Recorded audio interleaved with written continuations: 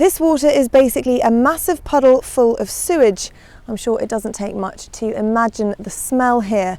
The pumping station down there has failed. The electrics have been swamped with flood water, and now sewage and water are coming up through this driveway onto people's gardens and affecting the people who live in these houses here. We haven't been able to use our drive for probably 6 weeks overall. The smell outside and the fact that the manhole cover has been raised with the sewage is most unpleasant. Well, the problems we have at the moment obviously are minute compared to what's happening down the Thames at Wraysbury and Datchet. But we're rather annoyed with Thames Water because the pumping station isn't clearing properly, and we've got sewage leaking out, and we've got to drive and walk through it every day, and it's pretty nasty.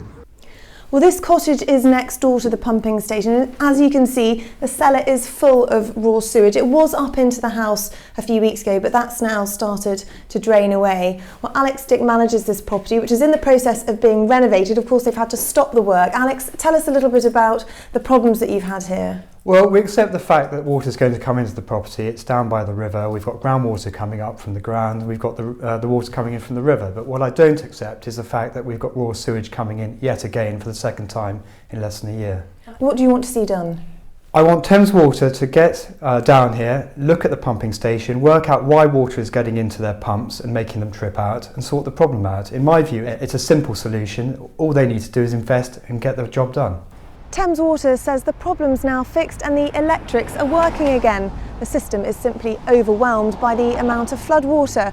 But for people living here, they just want a solution. Thames Water says it needs to prioritise customers who are most in need and will start assessing the situation when water levels subside. Charlotte Stacey, BBC South Today.